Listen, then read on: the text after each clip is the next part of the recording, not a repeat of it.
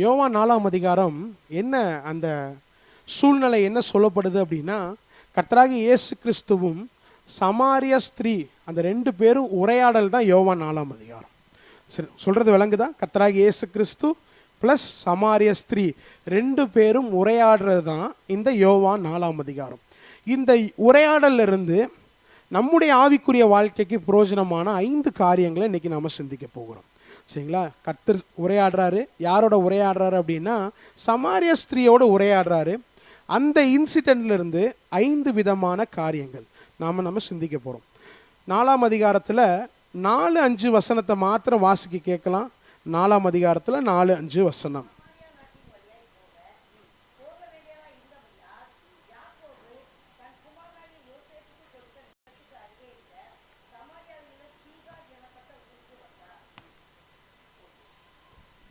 திருப்பி வாசிங்க. அவர் சமாரியா நாட்டின் வழியாய் போக வேண்டியதாய் இருந்தபடியால் யாக்கோபு தன் குமாரனாகிய யோசேப்புக்கு கொடுத்த நிலத்துக்கு அருகே இருந்த சமாரியாவில் உள்ள சீகார் எனப்பட்ட ஊருக்கு வந்தார். 2வது வசனத்தை வாசிக்கலாம். யூதேயாவை விட்டு மறுபடியும் கலிலேயாவுக்கு போனார். இங்கே வாசிக்கிறோம்.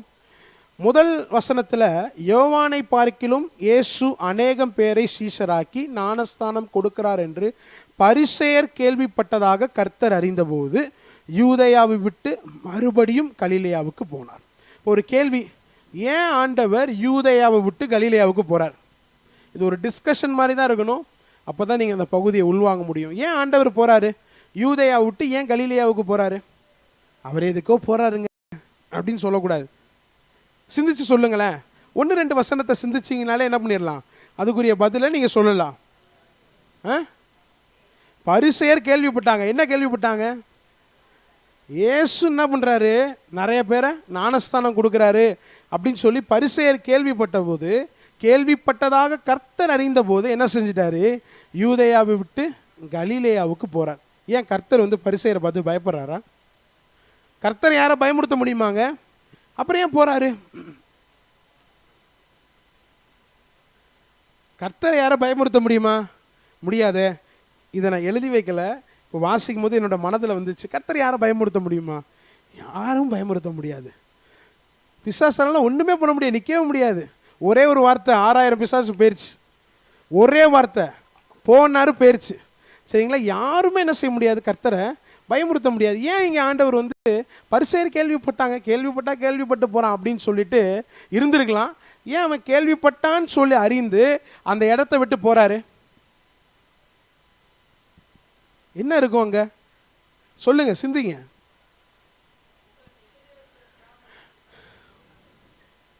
எதிரே இருக்கிற கிராமத்துக்கு போங்க. தாழ்மையா இருக்கிறாரா? சரி. அது சமாரியா போனதோட நோக்கம் என்னன்னா, சமாரியா பெண்ணை பார்க்கணும். ஓகே. இங்கே யூதேயா விட்டு கலிலேயா போறாரு. பரிசேயர் கேள்விப்பட்டாருங்க அப்படின்னு சொல்லிட்டு யூதேயா விட்டு கலிலேயா போறாரு. இதுக்குரிய முடிவை நான் கடைசியாக சொல்றேன். இப்போ யூதேயா விட்டு கலிலேயாவுக்கு கர்த்தர் போறார். சரிங்களா? யூதேயா எங்க இருக்குது அப்படின்னா, என்ன நல்லா பாருங்க, கீழ் போர்ஷன்ல இருக்குன்னு வச்சுங்க. கிரவுண்ட் ஃப்ளோர்ல இருக்கு, சும்மா உதாரணத்துக்கு. சரிங்களா? கீழே இருக்கு. கலிலேயா எங்க இருக்கு அப்படின்னா மேலே இருக்குது. சரிங்களா? இந்த யூதேயாவிலிருந்து கலிலேயாவுக்கு யாராவது யூதர்கள் போகணும் அப்படின்னா என்ன செய்வாங்களாம்? நேர் வழியாக போக மாட்டாங்க.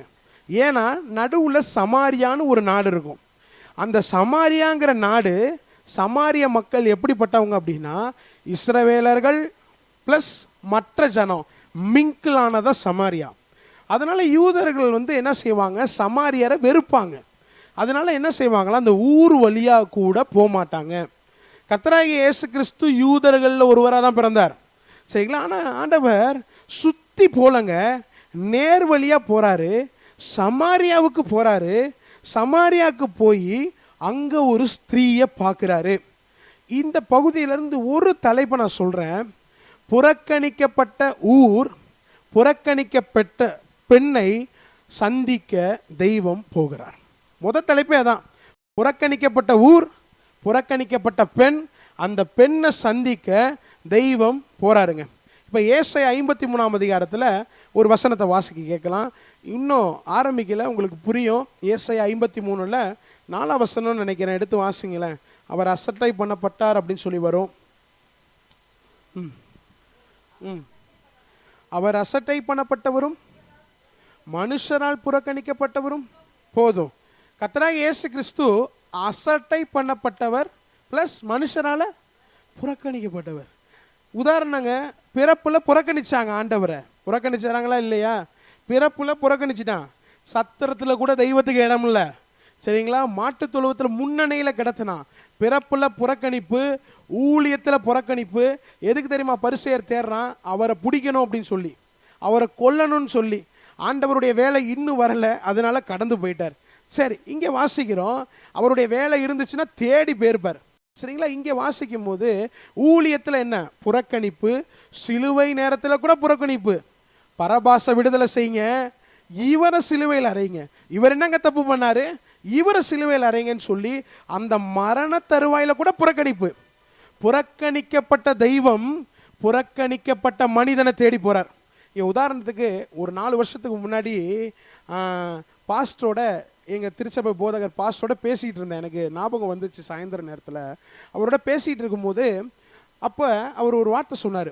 ஒரு ஃபேமிலி, அந்த பேர்லாம் சொல்ல மாட்டேன், உடனே சிந்திப்பாங்க யார் அவராக இருக்கும். சார், அந்த ஃபேமிலியில் ஒரு மருமக இருக்காங்க. அந்த மருமக வந்து மாமியாரை ஏற்றுக்கவே மாட்டுறாங்க. மாமியாரை ஏற்றுக்கவே மாட்டுறாங்க, சரிங்களா? நான் அங்கிள்கிட்ட இந்த மாதிரி பேசிகிட்டு இருந்தார். என்கிட்ட நான் கேட்டேன், ஏன் ஏற்றுக்கல அங்கிள் அப்படின்னு சொல்லி கேட்கும்போது அவர் சொன்னார், இந்த மருமக வந்து இப்போ அவங்களுக்கு 50-55 வயசு இருக்கும். 50-55 வயசில் யார் இருப்பான்? அப்படிலாம் பண்ணக்கூடாது, யோசிக்கக்கூடாது. 50-55 வயசு இருக்கும். இப்போ அவங்க வந்து கல்யாணம் ஆகி அந்த வீட்டுக்கு போகும்போது, புகுந்த வீட்டுக்கு போகும்போது, அந்த மாமியார் பண்ண டார்ச்சரில், சரிங்களா, அந்த பாதிப்புனால அவங்க முதுமையில் வரும்போது என்ன செய்கிறாங்க? ரிவெஞ்ச் எடுக்கிறாங்க அப்படின்னு சொல்லி அந்த அங்கிள் என்கிட்ட சொன்னார். அப்போ எனக்கு இது இன்னைக்கு ஞாபகம் வந்துச்சுங்க. அப்போ நான் யோசித்தேன், மனுஷரால் புறக்கணிக்கப்பட்ட தெய்வம் எந்த மனுஷனை புறக்கணிக்கலைங்க. 100க்கு 100 மனுஷகுமாரனாய் கர்த்தர் இந்த பூமிக்கு வந்தார். 100க்கு 100 தேவகுமாரனாகவும் இந்த பூமியில் இருந்தார். கொஞ்சம் சிந்திச்சு பாருங்களேன். என்ன நீ புறக்கணிச்சிட்டேன்னு சொல்லி நான் அடுத்தவனை புறக்கணிச்சேன்னா ஒன்றுமே இல்லை. நம்ம அந்த டிவைன் லெவலை விட்டு இறங்கவே கூடாது. என்ன நீ புறக்கணிச்சாலும் நான் உன்னைய புறக்கணிக்க மாட்டேன். அதான் கிறிஸ்துவின் குணம், சரிங்களா? புறக்கணிக்கப்பட்ட தேவன் புறக்கணிக்கப்பட்ட ஊருக்கு, புறக்கணிக்கப்பட்ட அந்த பெண்ணை கர்த்தர் பார்க்க போறார், சரிங்களா? இந்த யூதர்கள் என்ன செய்வாங்க அப்படின்னா, நேர் வழியா போகும்போது சுற்றி பல கிலோமீட்டர் சுற்றி போவானாம். ஏன் அப்படின்னா அது புறக்கணிக்கப்பட்ட ஒரு இடம். ஆனால் நம்முடைய தேவன் அப்படிப்பட்டவர் அல்ல, புறக்கணிக்கப்பட்டவர்களை தேடி போய் ஆசீர்வதிக்கிற தேவன். ஆமென். ஸ்திரீயானவள் தன் கர்ப்பத்தின் பாலகனை மறந்தாலும் மறப்பா, ஆனால் நான் ஒருபோதும் மறக்க மாட்டேன் அப்படின்னு ஆண்டவர் சொல்றார். கடந்த ஒரு சில மாதங்களுக்கு முன்னாடி ஒரு நியூஸ் நமக்கு தெரியும்.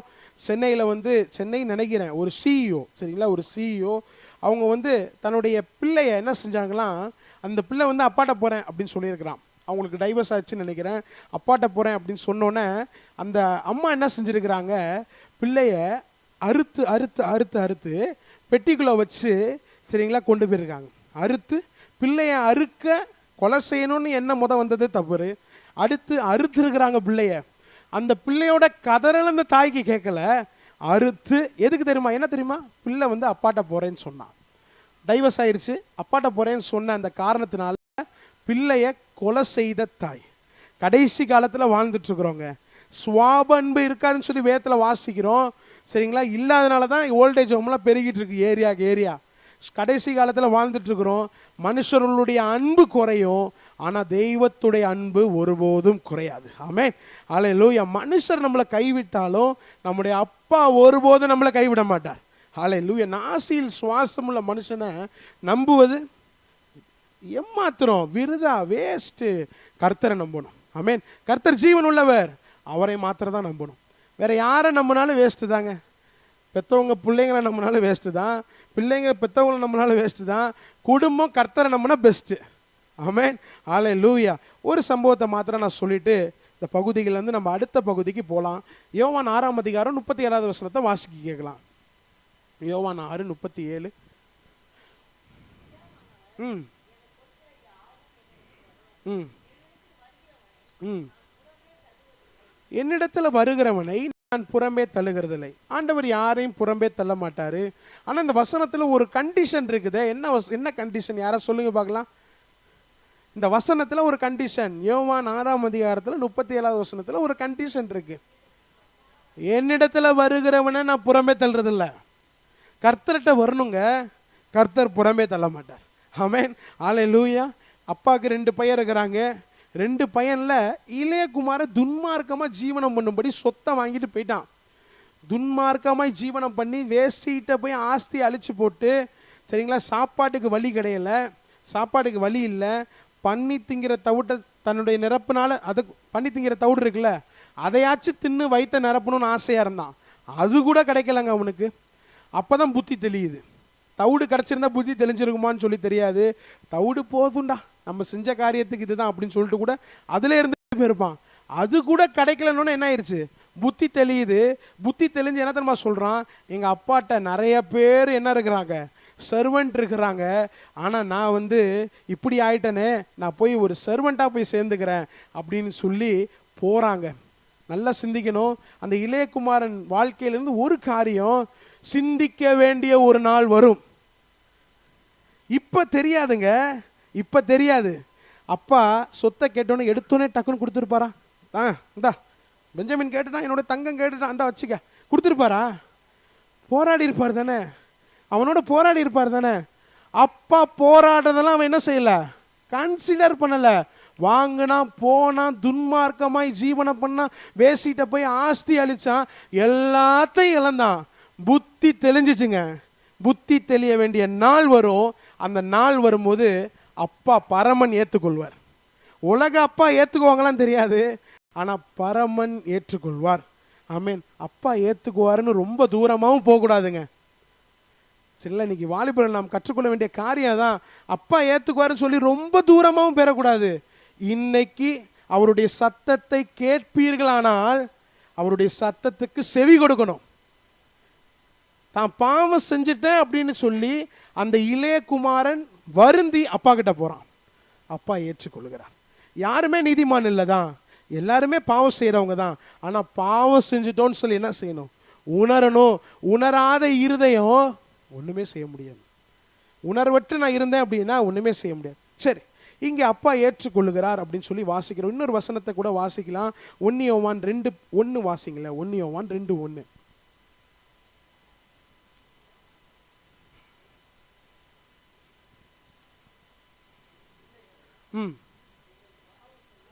நீங்க பாவம் செய்யாதபடிக்கு எதுக்கு எழுதுகிறாரா, நீங்க பாவம் செய்யக்கூடாதுன்னு இந்த வசனத்தை எழுதுகிறார். ஆவியானவர் எழுதுறார். ஒருவன் பாவம் செய்வானானால் நீதிபரராய் இருக்கிற இயேசு கிறிஸ்து, ஆமென், ஒருவன் பாவம் செய்வான் அப்படின்னா நீதிபரராய் இருக்கிற இயேசு கிறிஸ்து நமக்காக பிதாவினிடத்தில் பரிந்து பேசுகிறார். இங்க நீதிபரர்னு போட்டிருக்கு, இன்னொரு டிரான்ஸ்லேஷன்ல வக்கீல்னு போட்டிருக்குங்க. நமக்காக ஒரு வக்கீல் பரிந்து பேசுகிறார். எதுக்கு தெரியுமா, இந்த நாள் வரை நான் உயிரோட இருக்கிறேன் அப்படின்னா அது கர்த்தருடைய கிருபை தான். சங்கீதம் 103 வாசிக்கிறோம், எடுக்க வேணாம், என்னுடைய பாவங்களுக்கு தக்கதாக எனக்கு செய்யாமலும் என்னுடைய அக்கிரமங்களுக்கு தக்கதாக எனக்கு சரி கட்டாமலும் கர்த்தர் இருக்கிறார். சரிங்களா, இப்போ நான் பாவம் செய்யும் போது கர்த்தர் தெரியுமா தெரியாதா? தெரியுமா தெரியாதா? தெரியும் தானே, தெரிஞ்சுட்டு ஏன் செய்கிறேன்? பாவம் செய்யும் போது தெரியுமா தெரியாதா? தெரியுங்க, தெரியும். ஆண்டவர் தெரியாம பாவம் செய்ய முடியுமா? ஒரு கேள்வி. முடியாது, அழகா டக்குன்னு முடியாது. அப்புறம் ஏங்க பாவம் செய்கிறோம்? கர்த்தர் பார்க்குறாருன்னு சொல்லி தெரியுது. அவருக்கு மறைவா எங்கேயும் போக முடியாது. அவருக்கு மறைவா எங்கேயும் போக முடியுமா? பொந்துல போய் உட்காந்தாலும் கர்த்தர் பார்த்துருவார். அமெரிக்கா போனாலும் பார்ப்பாரு, அமைஞ்சிக்கிற போனாலும் பார்ப்பாரு. அவருக்கு மறைவா நான் எங்கேயுமே போக முடியாது, கர்த்தர் பார்க்குறாரு. அவருக்கு மறைவா நான் எங்கேயும் போக முடியாது. கர்த்தருக்கு மறைவா பாவம் செய்ய என்னால் முடியாது, என்னை பார்த்துட்டே தான் இருக்கிறார். ஆனால் எனக்கு அந்த உணர்வு வர மாட்டேங்குது பாருங்களேன். அதனால் நான் ஜெபம் பண்ணணும் தாவீதை போல, எனக்கு உணர்வுள்ள ஒரு இருதயத்தை கொடுங்க, எனக்கு உணர்வை தாரும்னு சொல்லி நான் என்ன செய்யணும்? ஒவ்வொரு நாளும் ஜெபிக்கிறவனா நான் காணப்படும். சரி, இங்கே வாசிக்கிறோம், இப்போ நான் பாவம் செய்யும் போது கர்த்தரை அடிச்சிருந்தார் அப்படின்னா நம்முடைய நிலைமை என்னவா இருந்திருக்கும்? வேற சில கம்முன்னு படுத்திருப்போம். கரெக்டு தானே? நம்முடைய நிலைமை என்னவா இருந்திருக்குங்க? வேற சில கம்முன்னு படுத்திருப்போங்க, வேற நிலைமையே கிடையாது. ஆனால் இந்த நாள் வரையும் யோக்கியோன்னு கர்த்தர் என்ன வைக்கலங்க, அவருடைய கிருபையினால நான் உயிரோட இருக்கிறேன். என்னை யோக்கியோன்னு கர்த்தர் வைக்கல, அவர் கிருபை உள்ளவர், அதனால என்னை வச்சிருக்கிறார். ஆமென், ஹல்லேலூயா. அனனியா சப்ரல் நம்ம பழைய ஏற்பாடுங்க அப்படின்னு சொல்லுவோம். பழைய ஏற்பாடில் தப்பு செய்யும் போதே ஆண்டவர் அடிச்சிட்டாரு. புதிய ஏற்பாடுலேயும் உதாரணம் இருக்குதுங்க. அனனியா சப்ரல் பொய் தான் சொன்னாங்க, ஆனால் ஆண்டவர் அங்கே அடித்தார். மனைவியோட கல்லறை புருஷனுக்கு தெரியாது, புருஷனுடைய கல்லறை மனைவிக்கு தெரியாது. ஒரே ஃபேமிலி அனனியா சப்ரால் ஃபேமிலி. உலகத்திலே அப்படி ஒரு ஃபேமிலி இல்லை. புருஷன் செத்தது மனைவிக்கு தெரியாது, மனைவி செத்தது புருஷன் தெரியாது. அந்த ஒரு ஃபேமிலி எந்த ஃபேமிலினா அனனியா சப்ரால் ஃபேமிலி. யோசிச்சு பாருங்களேன், சின்ன பொய் ஆண்டவர் அடித்தார். ஆனால் துன்மார்க்கமாக ஜீவிக்கிறோம், இந்த நாள் வரை ஜீவிக்கிறோம் அப்படின்னா கர்த்தருடைய கிருபை தான். அந்த தெய்வத்துடைய அன்பை உணரணும். உணர்ந்தால் நிச்சயம் பாவம் செய்ய மாட்டோம். ஆமென். நான் உமக்கு விரோதமாய் பாவம் செய்யாதபடிக்கு உமது வசனத்தை என் இருதயத்தில் வைத்தேன் என்று சொல்கிறேன். சரி, இப்போ பழைய ஏற்பாட்டில் ஒரு உதாரணத்தை சொல்லிட்டு நான் 2வது தலைப்புக்கு போகிறேன். தாவீதை பற்றி நமக்கு நல்லாவே தெரியும். ஈசாய்க்கு மொத்தம் 8 பிள்ளைகள். எத்தனை பிள்ளைங்க? 8ஆ 7ஆ? 7ஆ 8ஆ? 8 பிள்ளைங்க. சரி, நீங்கள் என்ன சொல்கிறீங்கன்னு பார்த்தேன். 8 பிள்ளைங்க ஈசாய்க்குங்க, சரிங்களா? அதில் கடைசி பிள்ளை யார்? தாவீது. எப்பவுமே கடைசி பிள்ளைக்கு தானே செல்லம் அதிகமாக இருக்கணும். என்ன உடனே தலையாட்டுறான், ஏன்னா அவன் கடைசி பிள்ளை. கடைசி பிள்ளைக்கு தான் என்ன இருக்கணும்? செல்லம் ரொம்ப அதிகமாக இருக்கணும். ஆனால் டோட்டல் டிஃப்ரெண்ட்டாக அந்த ஃபேமிலி. ஆண்டவர் சொல்லிட்டாரு, நீ என்ன பண்ணு, ஈசாயோட ஃபேமிலிக்கு போ. சாமுவேல்கிட்ட சொல்கிறார், ஈசாயோட ஃபேமிலிக்கு போ, அந்த குமாரர்களில் ஒருத்தனை எனக்கு ராஜாவாக ஏற்படுத்து. ஆண்டவர் சொல்லியிருக்கலாம்ல, தாவீதை போய் ராஜாவாக ஏற்படுத்திடுவான்னு சொல்லியிருக்கலாம். ஏங்க சொல்லலை? ஏன் அப்படி சொல்லலை? ஈசாயோட குமாரர்களில் ஒருத்தனை ராஜாவாக ஏற்படுத்துன்னு சொல்கிறாரு. ஈசாயோட குமாரன் தாவீதை ராஜாவாக ஏற்படுத்துன்னு ஏன் சொல்லலை? இன்னைக்கு காலையில் ஒரு வசனம் வாசித்தோம். காலைக்கு 7 வயசுன்னு ஆண்டவருக்கு தெரியுது, காலைக்கு 7 வயசுன்னு ஆண்டவருக்கு தெரியுது. இப்போ ஈசாயோட குமாரன் தாவீதுன்னு ஆண்டவருக்கு தெரியுமா? தெரியாதா? தெரியும். ஏன் சொல்லலை? சாமுவேலுக்கு ஒரு பாடத்தை கற்றுக் கொடுக்கணும், ஈசாய்க்கு ஒரு பாடத்தை கற்றுக் கொடுக்கணும், சகோதரர்களுக்கு ஒரு பாடத்தை கற்றுக் கொடுக்கணும். என்ன பாடம் தெரியுமா? சாமுவேல் வந்துட்டார், பலி விருந்துக்கு வந்துட்டார், பலி விருந்துக்கு ரெடி ஆகிட்டாங்க. ஒரு ஃபங்க்ஷன். அந்த ஃபங்க்ஷன் ஒரு சேர் போட்டாச்சு.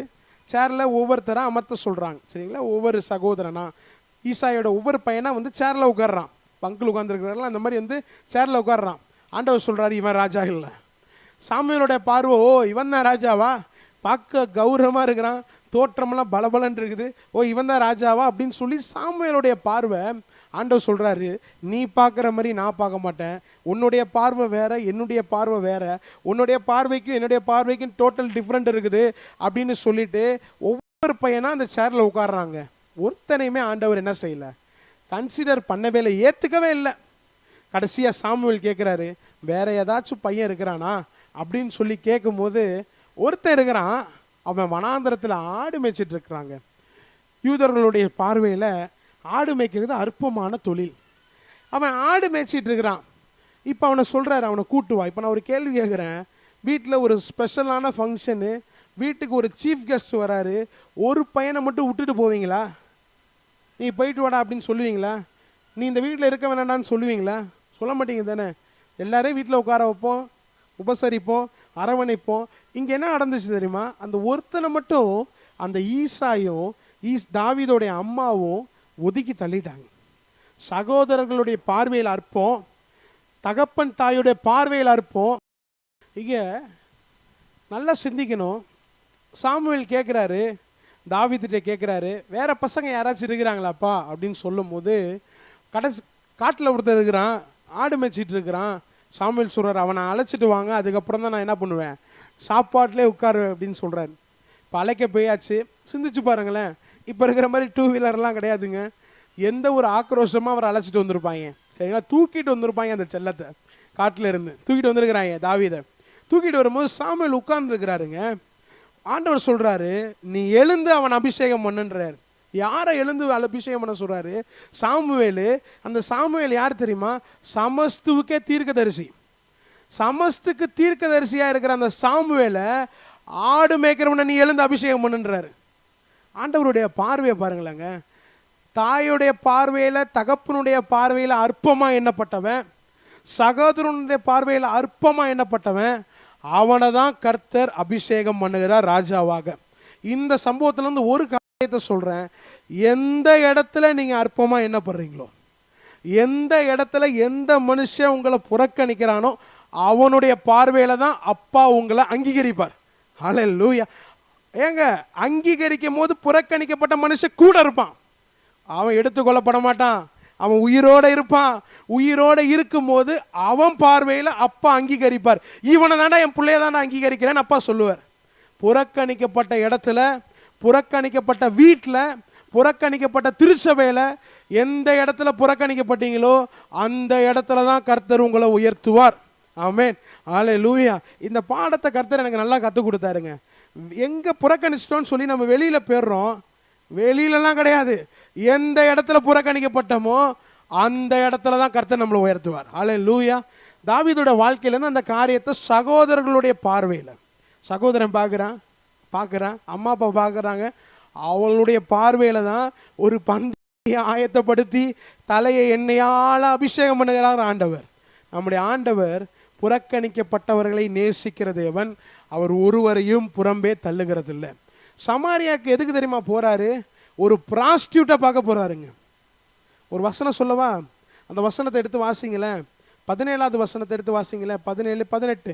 அதற்கு அந்த ஸ்திரீ, யோவான் 4, 17, 18 அந்த வசனத்தை வாசிக்கலாம். எனக்கு புருஷன் இல்லைங்க அப்படின்னு சொல்றாங்க. எனக்கு புருஷன் இல்லைன்னு சொல்றது சரிதான். எப்படி எனில், 5 புருஷன் உனக்கு இருந்தான், இப்போ ஒருத்தர் இருக்கிறவனு உனக்கு புருஷன் இல்லை. உள்ளபடி சொன்னாய். 5 புருஷன் இருந்தானா, இப்போ இருக்கிறவனு புருஷன் இல்லை. ஒரு வார்த்தை சொல்லவா? ஆண்டவர் எதுக்கு தெரியுமா சமாரியாவுக்கு போறாரு? அந்த ஸ்திரீயை தான் பார்க்க போறாரு. அந்த ஸ்திரீ யார் தெரியுமா? 5 புருஷன் இருந்தா, இப்போ இருக்கிறவனு புருஷன் இல்லை, ஒரு ப்ராஸ்டியூட் அந்த ஸ்திரீ. அந்த ஸ்திரீயை பார்க்க பரிசுத்தமுள்ள தேவன், பாவமே பார்க்காத சுத்த கண்ணன் அந்த ஸ்திரீயை பார்க்க போறாருங்க சமாரியாவுக்கு. ஆமென். ஹல்லேலூயா. இன்னைக்கு உங்களையோ என்னையோ, நான் பாவியா இருந்தாலும் தெய்வம் தேடி வந்து மீட்டிருக்கிறார். ஹல்லேலூயா. என்னை புறம்பே தள்ளலை, என்னை புறக்கணிக்கலை. என்னை புறக்கணிச்சிருந்தா நம்ம எங்கேயோ போயிருந்திருப்போம். ஆமென். ஹல்லேலூயா. தெய்வம் என்னை புறக்கணிக்கவில்லை. ஹல்லேலூயா. என்னை பாவின்னு ஒதுக்கலைங்க. அவருடைய பிள்ளையா தான் கர்த்தர் என்ன பார்க்கிறார். ஹல்லேலூயா. நான் பாவம் செய்யும் போது அப்பாவுடைய மனசு ரொம்ப பாதிக்கப்படும் தான், ஆனாலும் மனம் திரும்பிடுவான்னு சொல்லி அப்பா எதிர்பார்க்கிறார். ஹல்லேலூயா. இன்னைக்கு இந்த சத்தத்தை கேட்டு மனம் திரும்ப ஒப்பு கொடுப்போம். ஆமென். ஹல்லேலூயா. தன் பாவங்களை மறைக்கிறவன் வாழ்வடைய மாட்டான், அதை அறிக்கை செய்து விட்டு விடுகிறவனோ இரக்கம் பெறுவான். மனுஷர்கிட்ட இருந்து இரக்கம் இல்லைங்க, அப்பாட்ட இருந்து அந்த இரக்கத்தை பெறுவோம். ஆமென். ஹல்லேலூயா. தெய்வம் ஒருவனையும் ஒருபோதும் புறம்பே தள்ளுகிறது இல்லை. ஆமென். அடுத்த வசனத்தை வாசிக்கலாம். அடுத்த தலைப்பு யோவான் 4ஆம் அதிகாரம் 8 முதல் 11 வசனத்தை வாசிக்க கேட்கலாம். சமாரியா ஸ்திரீ தண்ணீர் முள்ள வராங்க. இயேசு அவளை நோக்கி, தாகத்துக்கு தா. யூதர்கள் சமாரியாவுடைய சம்பந்தம் கலவாதவர்கள்.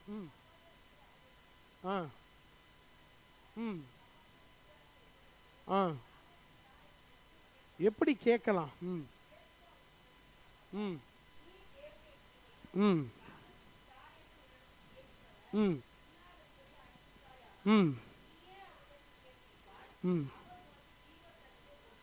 இப்ப இங்க வந்து எத்தனை மணிங்க போட்டிருக்கு?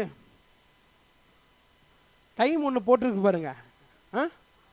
மதியானம் 6ஆம் மணி போட்டிருக்கு. இது ஆக்சுவலாக என்ன மணி தெரியுமா? 12 மணி. மதியானம் 12 மணி. சரிங்களா? இப்போ நான் ஒரு கேட்குறேன், 12 மணிக்கு போய் தண்ணி பிடிப்பீங்களா? தண்ணி வந்தால் பிடிக்க வேண்டியதான்றீங்களா? ஆனால் அப்போல்லாம் வந்து கிணறு தான். கிணறு எப்போ வேணாலும் அரைச்சி பிடிக்கலாம்.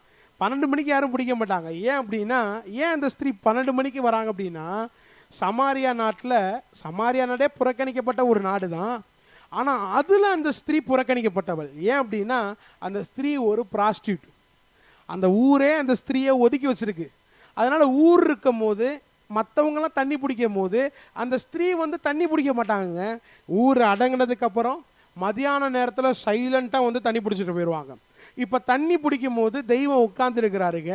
அவர் கேட்குறாரு, எனக்கு தாகமாக இருக்குது, தாகத்துக்கு கொஞ்சம் தண்ணி தான் சொல்லி கேட்குறாரு. கேட்கும்போது அந்த அம்மா சொல்லுது, அந்த அம்மா விஷயம் தெரிஞ்ச அம்மா, எங்க யூதர்கள் சமாரியோட சம்மதம் பண்ணக்கூடாது, நீங்கள் என்ன என்கிட்ட தண்ணி கேட்குறீங்க அப்படின்னு சொல்லி அந்த அம்மா சொல்லுது. ஆண்டவர் சொன்னாரு, நான் யாருன்னு தெரிஞ்சாது நீ என்கிட்ட தண்ணி கேட்டிருப்பன்றாரு.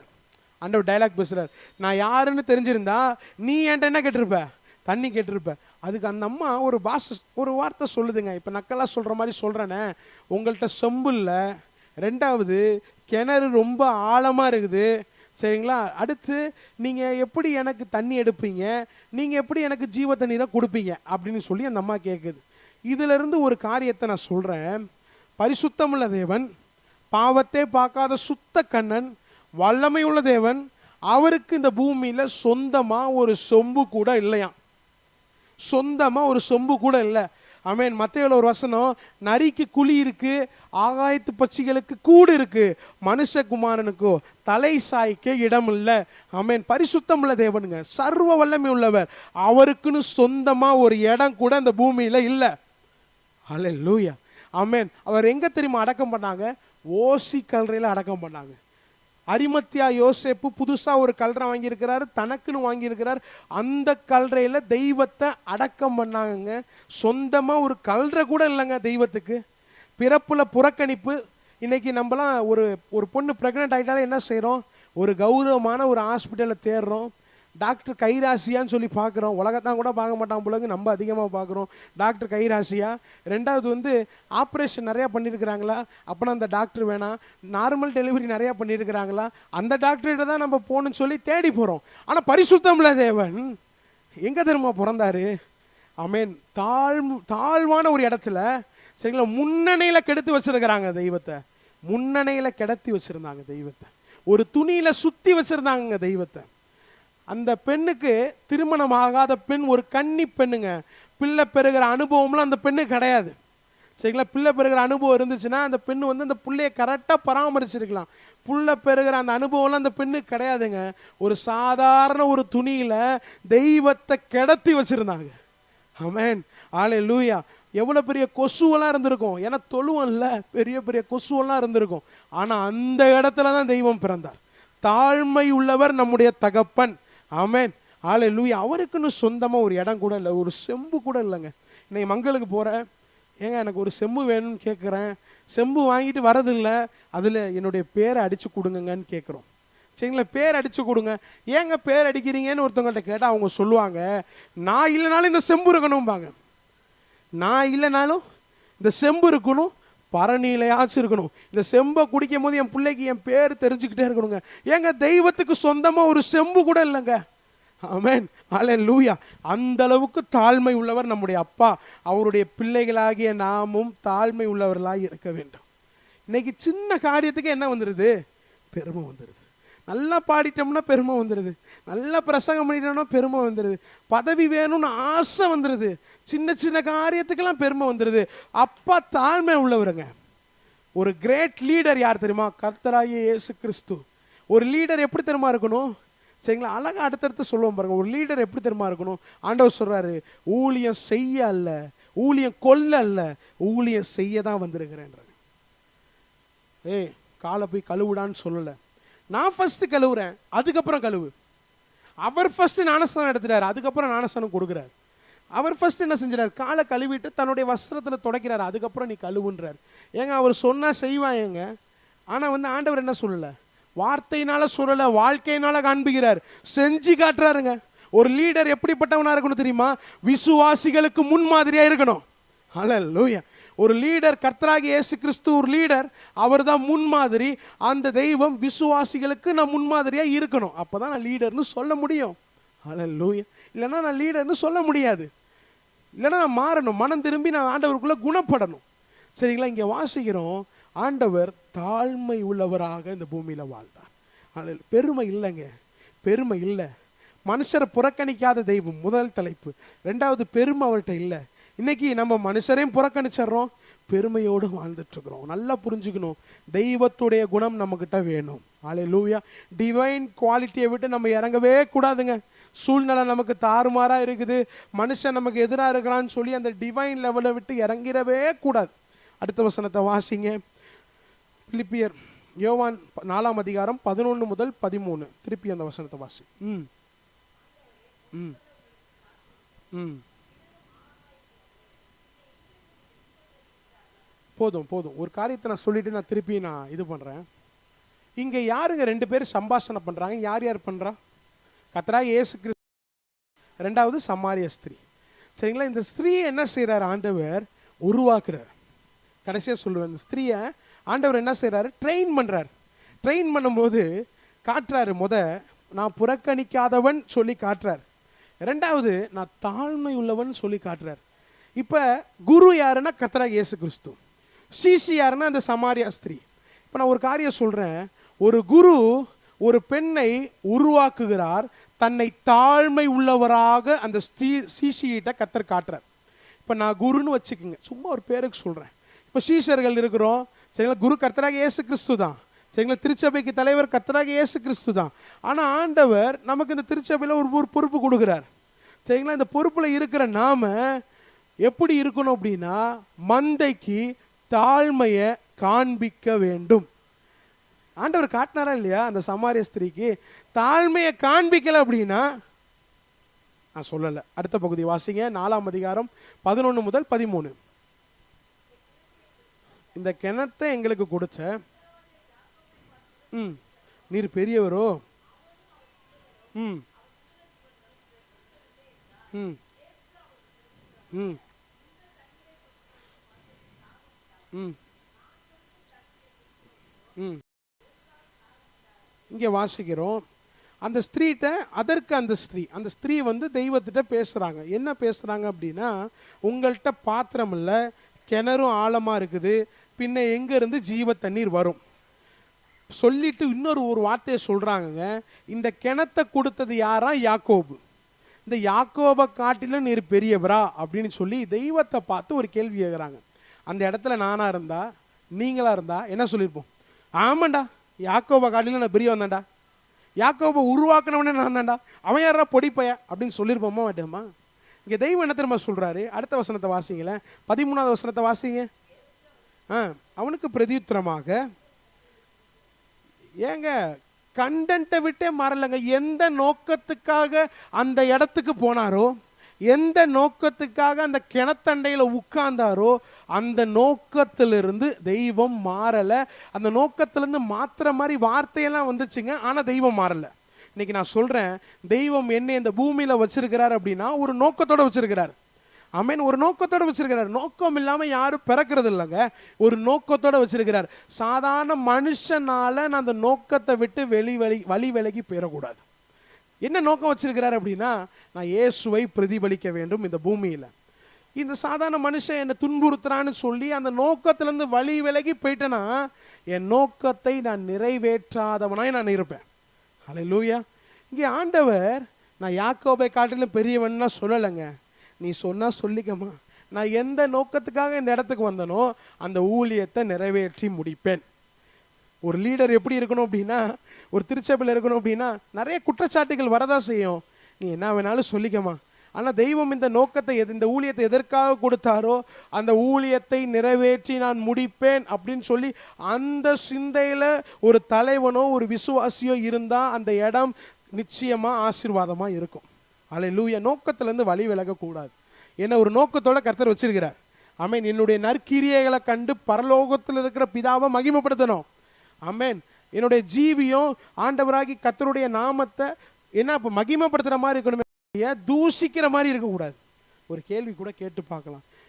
என்னுடைய நாமம் சரிங்களா, தூஷிக்கிற கர்த்தருடைய நாமம் என்னால் மகிமைப்படுதா, தூஷிக்கிற மாதிரி இருக்குதா? சிந்திச்சு பாருங்க. வீட்டில் போய் இந்த பகுதி எல்லாமே ஆவிக்குரிய காரியங்கள் நிறைய இருக்கு. மகிமைப்படுற மாதிரி இருக்குமே ஒழிய தூஷிக்கிற மாதிரி நான் ஒருபோது இருந்துடவே கூடாது. அல்லேலூயா. இன்னொரு பகுதியை 1 கொரிந்தியர் 11ஆம் அதிகாரம் 1வது வசனத்தை வாசிக்கலாம். இந்த பகுதியை மாத்திரம் நம்ம சிந்தித்து முடிக்கலாம். யார் சொல்றா? பவுல் சொல்றாரு, நான் கிறிஸ்துவை பின்பற்றுகிறது போல நீங்களும் என்ன பின்பற்றுகிறது. பவுல் சவுலா இருக்கும் போது தாறுமாறா இருந்தாரு. ஆனா என்னைக்கு கர்த்தர் பவுலை சந்தித்தாரோ, என்னைக்கு பவுல் கர்த்தரை ஏற்றுக்கொண்டாரோ, அன்னைக்கு பவுலுடைய வாழ்க்கை மாறினது.